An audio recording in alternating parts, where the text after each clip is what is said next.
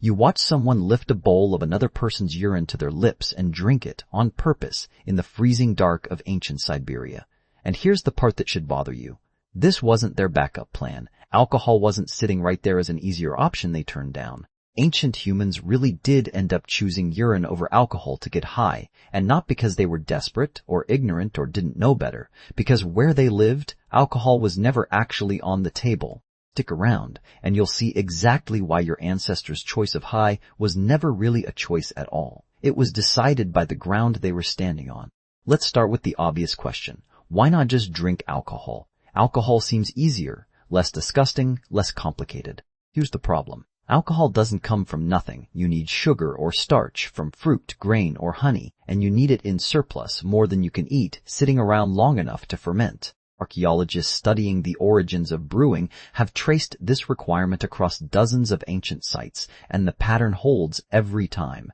That's easy in Egypt. That's easy in the Fertile Crescent, where wild grain grew in massive fields. It is not easy in Siberia. If you've watched this channel before, you already know part of this story. 13,000 years ago, in caves in what's now Israel, people were deliberately brewing fermented drinks from wild grain. 5,000 years ago, Egypt had entire industries built around beer, so central to daily life that workers were partly paid in it. All of that required one thing Siberia simply didn't have: surplus. A warm growing season, wild grain or fruit producing more than anyone could eat in a day, sitting around long enough to catch wild yeast and ferment on its own. In the frozen birch and pine forests of Siberia, there's no surplus fruit, no wild wheat fields, no warm season long enough to grow the kind of crops that turn into alcohol. So what was actually available? What does grow there abundantly every single year is a bright red mushroom with white spots, Amanita muscaria, Fly Agaric. So this was never a taste test.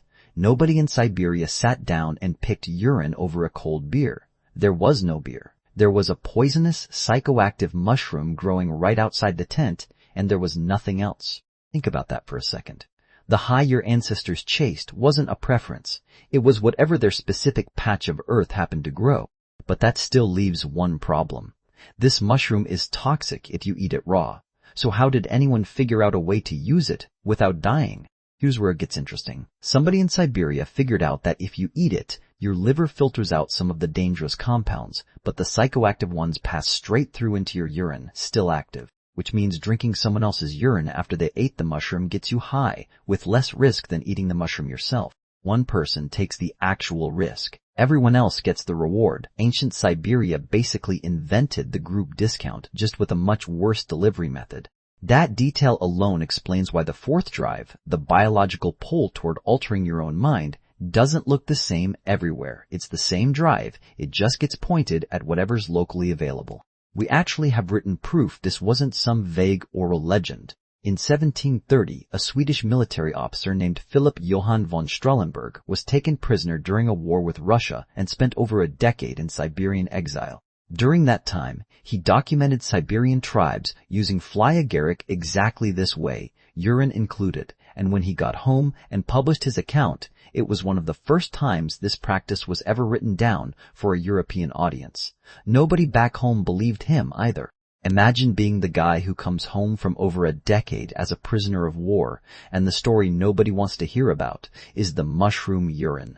Strahlenberg wasn't alone for long. In 1774, decades later, a Russian scientific expedition to the Kamchatka Peninsula returned with almost identical accounts, confirming his story wasn't some exaggeration from a bored prisoner of war. One of the researchers on that expedition, Georg Wilhelm Steller, went further, noting that the psychoactive effect was strong enough to pass through a person's system and still work, sometimes cycling through 4 or 5 different people from a single mushroom before it finally wore off. 1 mushroom, 5 highs, and nobody involved needed to eat the thing raw. Somewhere out there is the ancient equivalent of one guy buying a movie ticket and the whole friend group sneaking in behind him.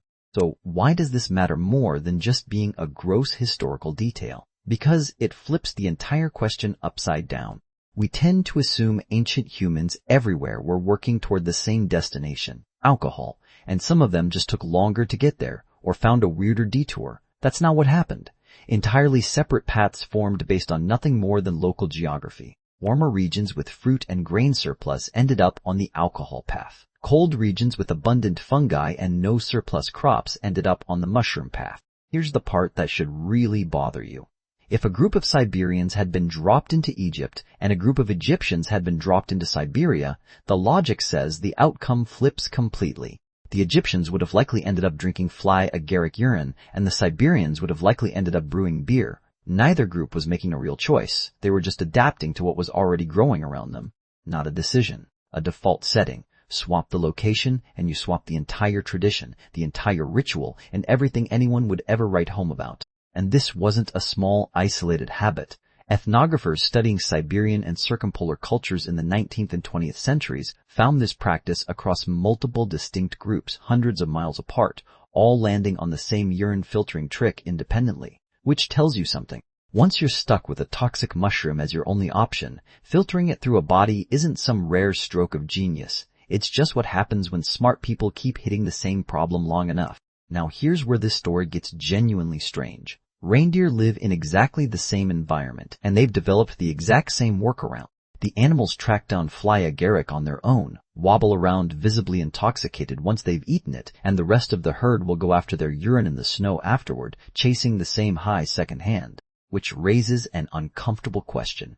Did the reindeer learn this from humans, or did humans learn it from watching the reindeer? Given how much Siberian communities depended on reindeer herds for survival, it's entirely possible humans were just copying an animal behavior they'd been watching for generations. Historians studying this tradition have pointed out something that connects it directly to a holiday most of you celebrate every year. Fly agaric mushrooms are bright red with white spots. Siberian shamans traditionally wore red and white fur-trimmed clothing.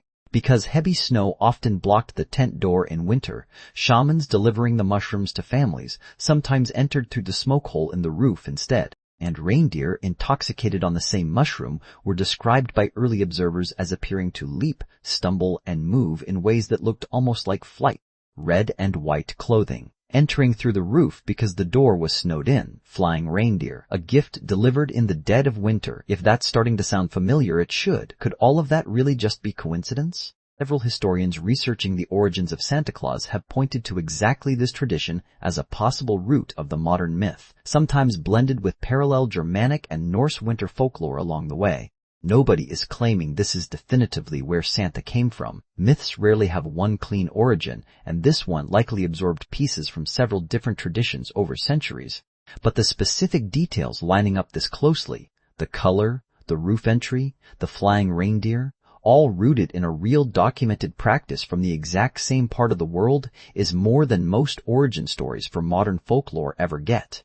So somewhere underneath a story about ancient humans drinking urine to survive their own environment, there might be the actual seed of a holiday character wearing red and white, delivering gifts through the roof, pulled by flying reindeer, still showing up in your living room every December.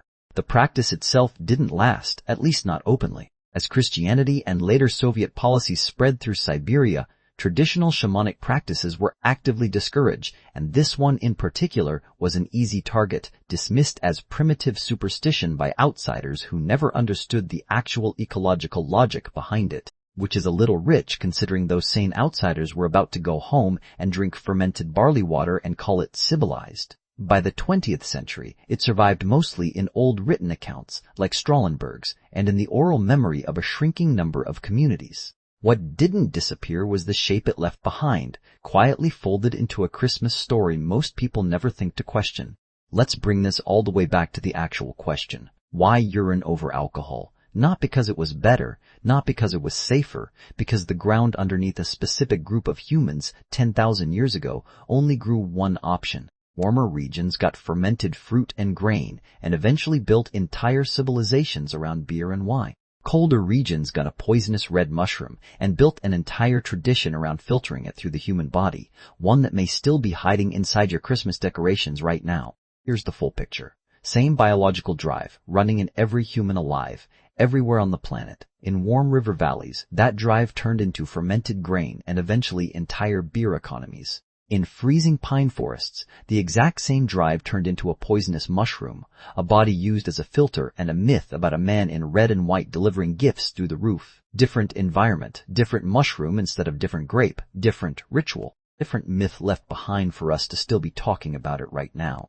And that's really the point. You don't get to pick your cravings from some universal menu. You get whatever your environment hands you, and then you build an entire culture trying to make sense of it. Ancient Siberians didn't fail to invent beer. They succeeded completely at exactly what their world allowed, and it worked well enough to survive thousands of winters. Which raises the real question for you. Reaching for an energy drink at your desk, lighting a cigarette on a break, scrolling your phone at 2 a.m. when you know you should be asleep, all of it feels like a completely personal choice. But so did the mushroom to someone standing in the snow 10,000 years ago. They were just as certain they were choosing freely. They were only ever working with whatever the world in front of them happened to offer. You still are too.